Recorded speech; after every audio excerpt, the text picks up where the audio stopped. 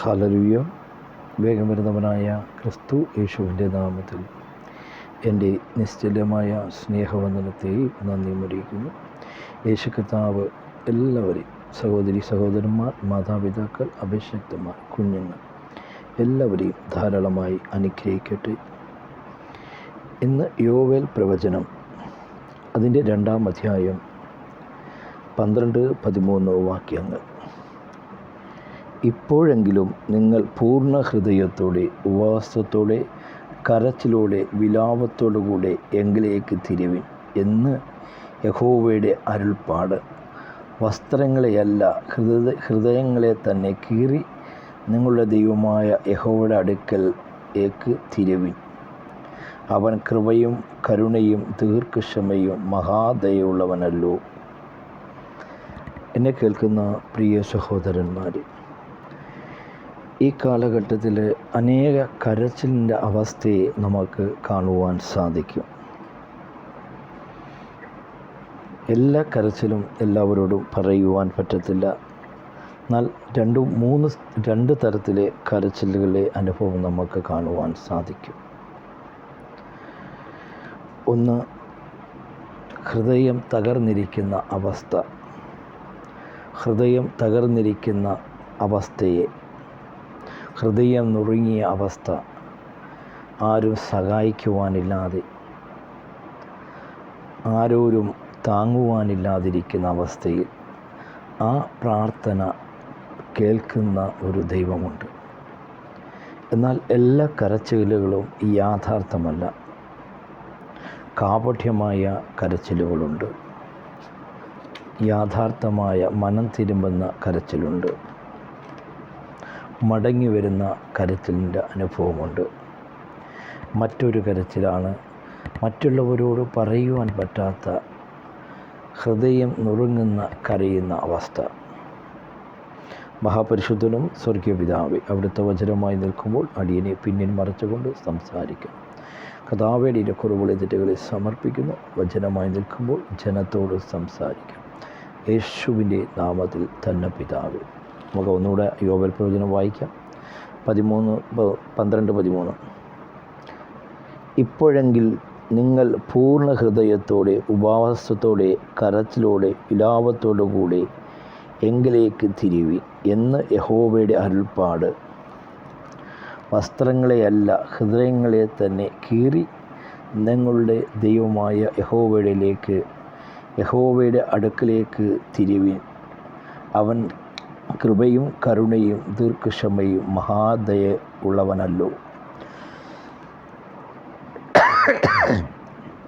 നമ്മുടെ ദൈവം മഹാദയുള്ളവനാണ്. അവൻ കരുണയുള്ളവനാണ്, ദീർഘക്ഷമയുള്ളവനാണ്. അപ്പോൾ നമ്മൾ കരഞ്ഞുകൊണ്ട്, ഹൃദയം തുറന്ന് കരഞ്ഞുകൊണ്ട് നാം മടങ്ങി വരണം. അനേക കരച്ചിലിൻ്റെ അവസ്ഥകളെ നമുക്ക് കാണുവാൻ സാധിക്കും. കാപട്യമായ കരച്ചിൽ, യഥാർത്ഥമായ കരച്ചിൽ, മറ്റുള്ളവരോട് പറയുവാൻ പറ്റാത്ത കരച്ചിൽ. 3-4 തരത്തിലെ കരച്ചിലുകൾ, അനേക വിഭാഗ സെക്ഷൻ നമുക്ക് കാണുവാൻ സാധിക്കും. 2 തരത്തിലുള്ള കരച്ചിലുകളെ നമുക്ക് കാണുവാൻ അത് വേദപുസ്തകത്തിലൂടെ തന്നെ കാണുവാൻ സാധിക്കും. ഉൽപ്പത്തി പുസ്തകം അതിൻ്റെ 37-ാം അധ്യായം 29, 30, 31 വാക്യങ്ങൾ. രൂബൽ തിരികെ കുഴിയുടെ അടുക്കൽ ചെന്നപ്പോൾ യോസേഫ് കുഴിയിൽ ഇല്ലെന്ന് കണ്ടിട്ട് തൻ്റെ വസ്ത്രം കീറി സഹോദരന്മാരുടെ അടുക്കൽ വന്ന്, ബാലനെ കാണുന്നില്ല, ഞാനിനി എവിടെ പോകേണ്ടു എന്ന് പറഞ്ഞു. പിന്നെ അവർ ഒരു കോലാട് കൊറ്റനെ കൊണ്ടുവന്ന് യോസേഫിൻ്റെ അങ്കി എടുത്ത് രക്തത്തിൽ മുക്കി അവർ നീലങ്കി തങ്ങളുടെ അപ്പൻ്റെ അടുക്കൽ കൊടുത്തയച്ചു. ഇത് ഞങ്ങൾക്ക് കണ്ടുകിട്ടി, ഇത് നിൻ്റെ മകൻ്റെ അങ്കിയല്ലയോ എന്ന് നോക്കണമെന്ന് പറഞ്ഞു. അപ്പം മറ്റൊന്ന്, തൻ്റെ സഹോദരനെ ഇല്ലായ്മ ചെയ്തുകൊണ്ട്, തൻ്റെ സഹോദരൻ നശിപ്പിച്ചുകൊണ്ട് കാപട്യമായി അഭിനയിക്കുന്ന ഒരു കൂട്ടം സഹോദരന്മാരെ നമുക്ക് കാണുവാൻ സാധിക്കും. എന്നെ കേൾക്കുന്ന വ്യക്തി ജീവിതമേ, നമ്മുടെ ദൈവം നമ്മുടെ ഹൃദയത്തെ അറിയുന്ന ദൈവമാണ്. മറ്റുള്ളവരെ സ്നേഹിക്കുവാനും മറ്റുള്ളവരെ ആദരിക്കുവാനുമാണ് യേശു കർത്താവ് ഈ ലോകത്തെ പഠിപ്പിച്ചത്. തൻ്റെ ജീവിതത്തിൻ്റെ യാത്രകളിൽ ആയിരങ്ങൾ പതിനായിരങ്ങൾ കൂടിയെങ്കിലും അവരാരും വിശന്ന് പോകല്ലുമെന്ന് വെച്ചുകൊണ്ട് യേശുവിൻ്റെ മലപ്രസംഗത്തിൽ നമുക്ക് കാണുവാൻ സാധിക്കും. അതേ തൻ്റെ ശിഷ്യന്മാരടുത്ത് വന്ന് പറഞ്ഞു, കർത്താവേ, ഗുരുവേ, അതേ ഇവരെ സന്ധ്യയായി, ഇവരെ മടക്കി വിട്ടാൽ ഇവർ വഴിയിൽ വീഴുമെന്ന് പറയുവാനിട വന്നു. എന്നാൽ യേശു പറഞ്ഞു, അല്ല, അവർക്ക് നമുക്ക് ആഹാരം കൊടുക്കാമെന്ന് പറഞ്ഞു. എന്നാൽ തൻ്റെ ശിഷ്യന്മാർ പറഞ്ഞു, എല്ലാവരുടെയും പൈസ കളക്ട് ചെയ്താൽ തന്നെ 200 വെള്ളിയെ കാണത്തുള്ളൂ, എന്നാൽ അത് മതിയാകത്തില്ല. എന്നാൽ യേശു പറഞ്ഞു, നിങ്ങൾ പന്തിയായി ഇരുത്തുവാൻ പറഞ്ഞപ്പോൾ അതെ ഒരു ബാലൻ്റെ കയ്യിൽ 5 അപ്പവും 2 മീനും കൊണ്ട് 5000 പേരെ പോഷിപ്പിച്ച ദൈവത്തെ നമുക്ക് കാണുവാൻ സാധിക്കും. അതെല്ലാവരും പൈതങ്ങളും കുഞ്ഞുങ്ങളും കൂടാതെ 5000 പുരുഷന്മാരെ പോഷിപ്പിച്ച ദൈവം 12 കുട്ടയോളം ബാക്കി വന്നതായി നമുക്ക് കാണുവാൻ സാധിക്കും. എൻ്റെ പ്രിയ സഹോദരന്മാരെ, അതേ തൻ്റെ സ്വന്തം സഹോദരനെ ജോസഫിനെ ഇല്ലായ്മ ചെയ്തുകൊണ്ട് അതേ തൻ്റെ അപ്പൻ്റെ അടുത്ത് വന്ന് അതേ കരഞ്ഞുകൊണ്ട് കാപട്യത്തോടെ അഭിനയിക്കുന്ന ഒരു കൂട്ടം സഹോദരന്മാരെ നമുക്ക് കാണുവാൻ സാധിക്കും. എന്നാൽ നമ്മുടെ ഹൃദയത്തെ അറിയുന്ന ദൈവമുണ്ട്. നാം കാപട്യമായി അഭിനയിച്ചാൽ, കാപട്യമായി കരഞ്ഞാൽ നമ്മുടെ ഹൃദയങ്ങളെ, നമ്മുടെ വിചാരങ്ങളെ, നമ്മുടെ പ്രവൃത്തികളെ അറിയുന്ന ദൈവമുണ്ട്. തൻ്റെ സ്വന്തം സഹോദരനെ പൊട്ടക്കിണറ്റിലിട്ടുകൊണ്ട് അതേ തൻ്റെ സഹോദരന്മാരെ വൃത്തിയാന് 20 വെള്ളിക്കാശിന് വിറ്റുവെങ്കിലും അതേ തൻ്റെ അപ്പൻ്റെ അടുത്ത് വന്ന് പറഞ്ഞു, അപ്പ, തൻ്റെ മകനെ അതേ മൃഗങ്ങൾ പിടിച്ചു കൊണ്ടുപോയി എന്ന് പറഞ്ഞ് കാപട്യമായി കരയുന്ന ഒരു കൂട്ടം സഹോദരന്മാരെ കാണുവാൻ സാധിക്കും. ഒരു വശത്ത് നമുക്ക് കാണുവാൻ സാധിക്കും ലൂക്കോസിൻ്റെ സുവിശേഷം അതിൻ്റെ 11-ാം അധ്യായത്തിൽ നമുക്ക് കാണുവാൻ സാധിക്കും. 15-ാം അധ്യായത്തിൽ നമുക്ക് കാണുവാൻ സാധിക്കും നഷ്ടപ്പെട്ടുപോയ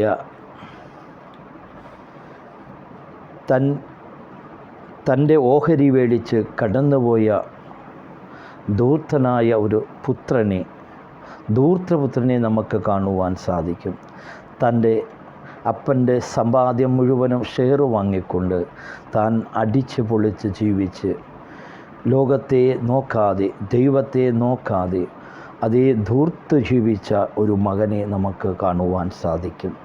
എൻ്റെ പ്രിയ സഹോദരന്മാരെ, സങ്കീർത്തന പുസ്തകം അതിൻ്റെ 55-ാം അധ്യായത്തിൽ നമുക്ക് കാണുവാൻ സാധിക്കും ഒരു ഹൃദയം തകർന്ന് കരയുന്ന ഒരു ദാവീദ് രാജാവിനെ കാണുവാൻ സാധിക്കും.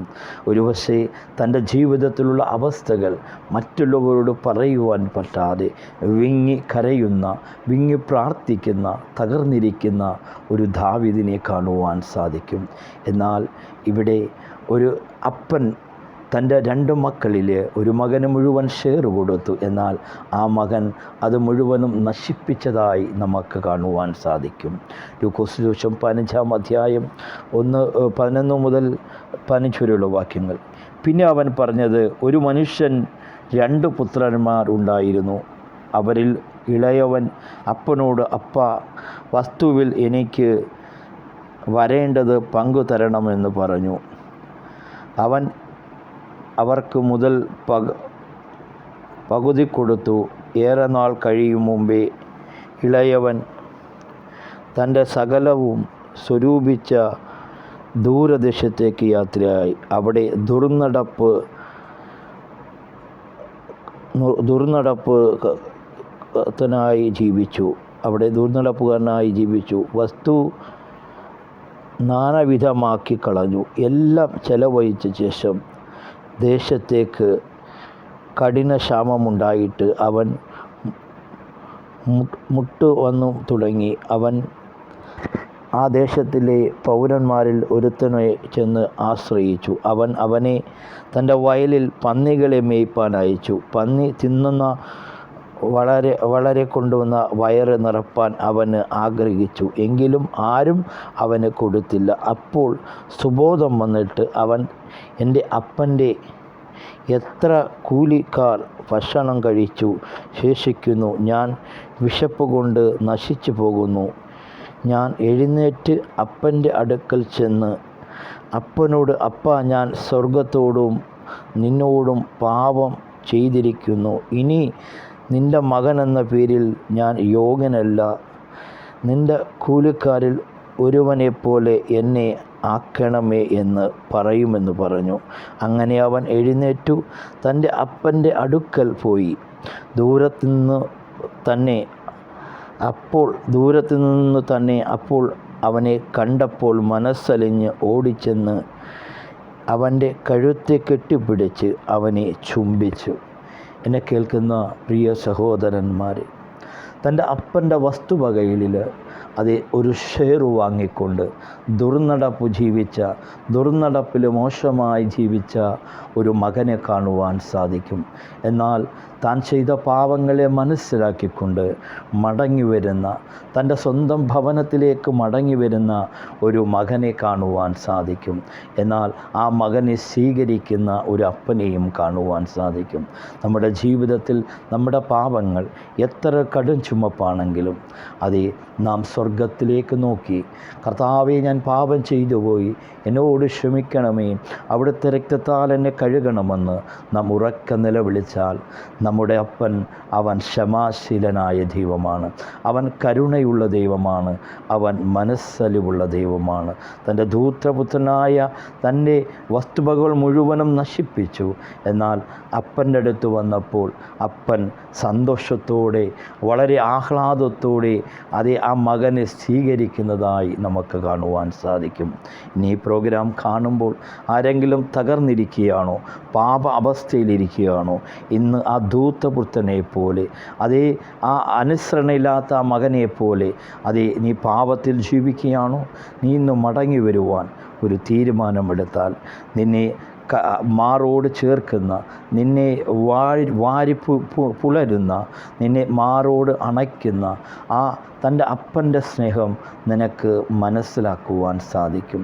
തൻ്റെ നഷ്ടപ്പെട്ടു പോയ മകനെ കണ്ടപ്പോൾ കെട്ടിപ്പിടിച്ച് ചുംബനം കൊടുത്ത ആ അപ്പനെ പോലെ ഇന്ന് നിൻ്റെ ജീവിതത്തിൽ ദുർനടപ്പാണോ, പാപത്തിൽ ജീവിക്കുകയാണോ, ദൈവഭയമില്ലാതെ ജീവിക്കുകയാണോ, നീ ഇന്ന് മടങ്ങി വരുവാൻ ദൈവത്തിൻ്റെ പരിശുദ്ധാത്മാവ് നിന്നോട് ആഹ്വാനം ചെയ്യുകയാണ്.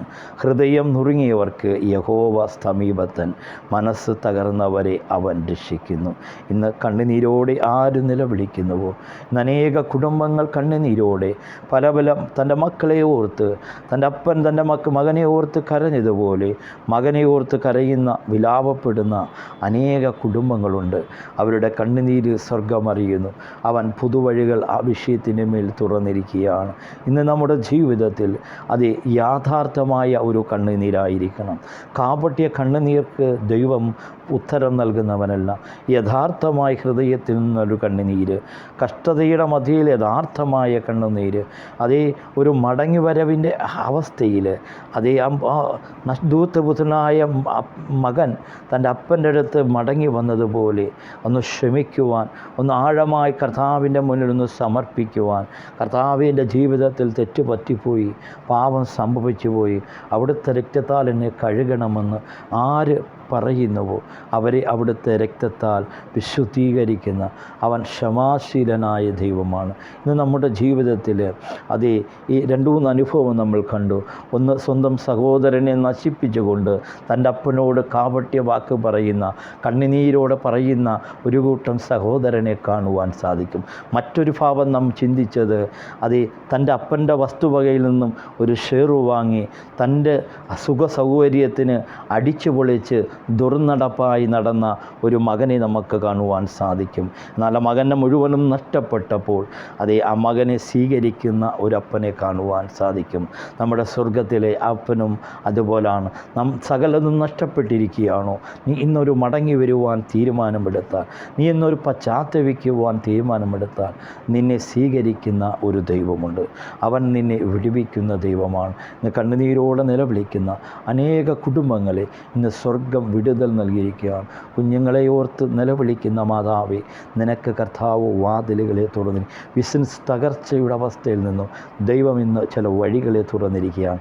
വിശ്വസിച്ചാൽ ദൈവത്തിൻ്റെ മഹത്വത്തെ കാണുവാൻ സാധിക്കും. യോവേൽ പ്രവചനം അതിൻ്റെ 2:12-13. ഇപ്പോഴെങ്കിലും നിങ്ങൾ പൂർണ്ണ ഹൃദയത്തോടെ ഉപവാസത്തോടെ കരച്ചിലോടെ വിലാപത്തോടുകൂടെ എങ്കിലേക്ക് തിരിയുവിൻ എന്ന് യഹോവയുടെ അരുൾപ്പാട്. വസ്ത്രങ്ങളെയല്ല, ഹൃദയങ്ങളെ തന്നെ കീറി നിങ്ങളുടെ ദൈവമായ യഹോവയുടെ അടുക്കലേക്ക് തിരിയുവിൻ.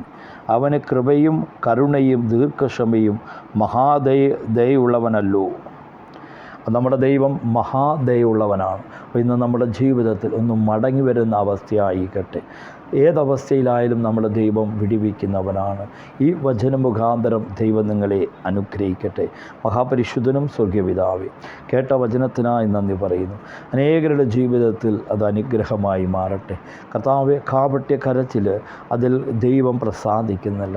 യാഥാർത്ഥ്യമായ കരച്ചിൽ, കണ്ണുനീരോടെ കരച്ചിൽ, തകർച്ചയുടെ കരച്ചിൽ, അതുപോലെ തന്നെ മാനസാന്തരത്തിലേക്കുള്ള കരച്ചിൽ, കുറ്റബോധത്തിലുള്ള കരച്ചിൽ, അത് ദൈവം സ്വീകരിക്കുന്ന ദൈവമാണ്. കർത്താവേ, അനേകർ ഈ വചനം കേൾക്കുമ്പോൾ മടങ്ങി വരുവാൻ, ആ ധൂർത്തപുത്രനെ പോലെ തൻ്റെ വീട്ടിൽ മടങ്ങി വരുവാൻ ഇന്ന് അനേകർ ദൈവം വചനത്തെ വിട്ട് ജീവിക്കുന്നവർ അനേകർ മടങ്ങി വരുന്നവരായി മാറട്ടെ. കർത്താവേ, ജനത്തെ അനുഗ്രഹിക്കുന്നു. അനേക കുടുംബങ്ങളിൽ സ്വർഗം ഇന്ന് വാതിലുകളെ വഴികളെ തുറന്നതിനായി നന്ദി പറയുന്നു. ജനത്തെ അനുഗ്രഹിക്കുന്നു. യേശുവിൻ നാമത്തിൽ നിങ്ങൾ ഇത് ഫോളോ ചെയ്യുക, സബ്സ്ക്രൈബ് ചെയ്യുക. ദൈവം എല്ലാവരെയും ധാരാളമായി അനുഗ്രഹിക്കട്ടെ. God bless you.